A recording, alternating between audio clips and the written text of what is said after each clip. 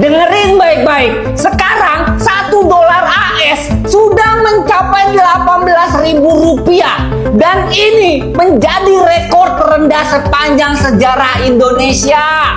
Ya Allah, tiap hari dolar makin naik tapi gaji nggak naik-naik. Yang ada hidup makin melarat, makin susah. Ampun. Bapak Prabowo pernah bilang, di saat negara lain panik, kita masih tenang. Bentar Pak, itu mah Bapak yang tenang. Tapi rakyat nggak tenang Pak. Tiap hari rakyat hatinya dak dikduk. Ya Allah Pak. Untuk lu yang masih ngutang untuk menuhin gaya hidup, bro, come on. Dolar udah 18.000. Lebih baik lu nyari side hustle, nyari pekerjaan tambahan supaya kedepannya lu bisa hidup dengan layak. Udah lu jadi WNI, nggak usah neko-neko hidupnya.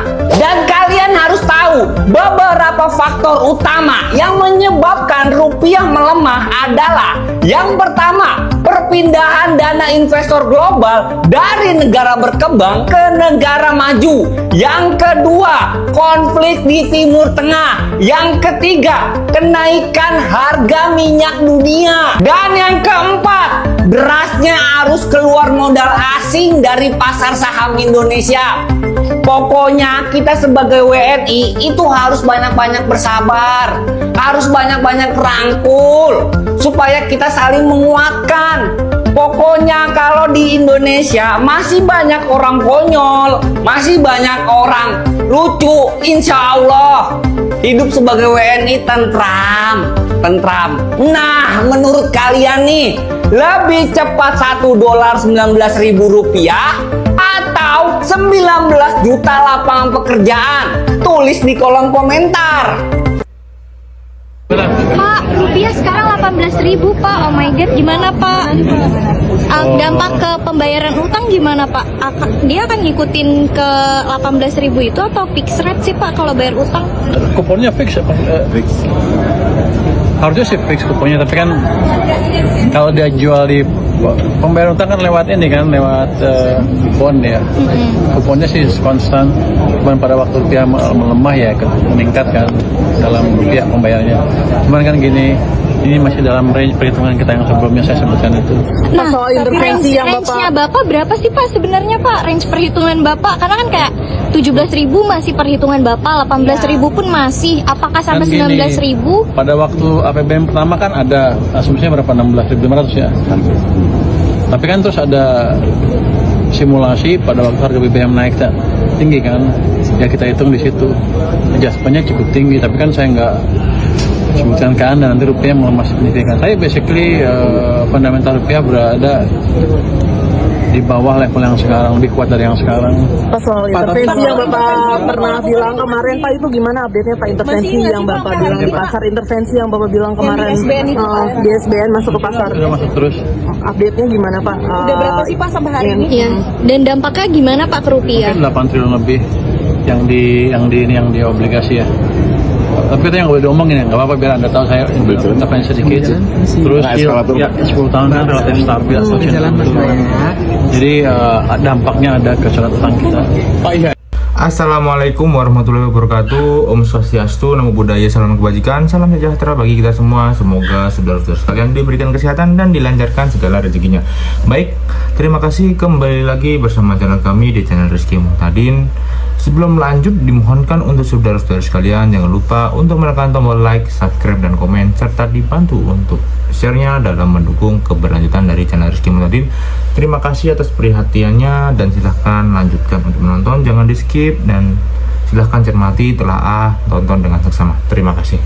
Hari ini nilai tukar rupiah 18.000 per USD, terparah sepanjang sejarah, lebih parah dari COVID-19 dan krisis 98. Kenapa ini semua bisa terjadi? Apa karena MBG yang kepala badan gizinya baru ditangkap? Apa karena Kopdes Merah Putih yang buang-buang anggaran? Atau karena kebijakan ekspor satu pintu yang baru jalan kemarin? Yuk sini ikut gua, kita bahas satu-satu. Hari ini tuh beneran terparah ya sepanjang sejarah dibanding sama COVID dan krisis 98 di level 16.000. Bahkan 86% mata uang dunia nilainya di atas rupiah tahun ini. Kalau bahas penyebab kenapa rupiah bisa selemah ini, kita bisa bagi jadi dua faktor ya. Yang pertama itu domestik, yang kedua itu global. Kita bahas faktor globalnya dulu. Bayangin dolar itu kayak barang. Bank Sentral Amerika, The Fed, nahan suku bunga tinggi. Jadi, nyimpen duit di AS jadi lebih cuan. Akibatnya, modal dari seluruh dunia lari ke sana. Permintaan dolar melonjak dan hampir semua mata uang melemah. Tapi, itu cuma pemicu. Kalau karena itu doang, harusnya negara selain US melemah. Tapi, kenapa Indonesia yang paling bonyok? Nah, itu karena faktor domestik. Gini alurnya, belanja negara lagi gede-gedenya, termasuk program jumbo kayak MBG dan Kopdes Merah Putih. Buat nutup belanja, pemerintah harus terus nerbitin utang. Sekarang, total utang kita udah tembus 9.900 triliun, sekitar 41% dari ukuran pendapatan nasional kita. Buat bayar bunganya doang, tahun ini dialokasikan hampir 600 triliun rupiah. Itu setara hampir 1/5 belanja pemerintah pusat. Dan itu cuma buat bunga, belum pokoknya. Masalahnya, makin berat beban ini, investor khususnya global mikir 2 kali buat beli surat utang kita. Ditambah kebijakan baru ekspor satu pintu, masih dipertanyakan efektivitasnya. Jadi, asing tuh nahan diri dan ragu buat masukin uang di kita. Kalau mereka ragu, dolar yang masuk bakal seret dan itu nambah menekan rupiah. Intinya, ini tuh masalah kepercayaan asing ke tata kelola negara kita lah. Kalau dibanding sama pas tahun 98, rasio utang kita terhadap pendapatan nasional itu cuma sekitar 23%. Sekarang 41%. Ini semua bukan berarti kita mau krisis. Perbankan kita jauh lebih kuat nih dari tahun 98. Jadi soal kredit dan penyaluran dana itu aman. Tapi ruang fiskal kita lebih sempit dibanding 98. Jadi bakal mikir 2 kali untuk kebijakan fiskal ekspansif. Nih gua kasih 2 POV biar lu nilai sendiri. Pemerintah bilang aman. Kemenku Purbaya klaim defisit masih terkendali sekitar 1,8% kalau disetahunkan. Dan belanja ini sengaja buat dorong ekonomi. Sedangkan sebagian ekonomi independen lebih was-was. Mereka proyeksiin defisit bisa makin parah dan menyoroti belanja jumbo yang dianggap kurang produktif. Jadi, pemerintah bilang aman, sebagian ekonom bilang hati-hati. Ini yang bikin pasar susah buat optimis lagi. Pertanyaannya, sampai kapan rupiah akan melemah terus? Bank Indonesia sendiri bilang, tekanan musiman ini bakal mereda sekitar bulan Juli sampai Agustus. Tapi jujur, itu pola, bukan jaminan. 2 kunci aslinya tuh ini. Kapan The Fed mulai nurunin suku bunga, dan kapan kepercayaan ke fiskal dan tata kelola negara kita pulih. Intinya, USD yang terus menguat itu pemicu. Tapi kenapa rupiah paling lemah? Itu soal kepercayaan kondisi dalam negeri kita. Pak Purbaya gak apa-apa deh kalau bilang kami analisa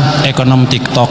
Yang penting kami berharap agar fiskal segera dibenerin dan kepercayaan investor asing balik ke kita. Bukan jawab itu kewenangan Bank Indonesia mulu. Jangan lupa follow akun gue buat ilmu daging saham dan ekonomi lainnya. Hanya dalam waktu kurang dari 2 bulan, rupiah melemah dari 17.000 ke 18.000, IHSG turun dari 7.000 ke bawah 6.000. Apa artinya ini? Kenapa bisa terjadi? Dan apa dampaknya ke kita semua? Well, kita semua tahu ini bukan kejadian tiba-tiba. Dalam kurang dari 2 bulan, rupiah udah jebol beberapa level psikologis berturut-turut. Mulai dari 17.000, 17.500, dan sekarang 18.000. Setiap level yang jebol itu bukan cuma angka, tapi sinyal kalau kepercayaan pasar terhadap rupiah terus memudar.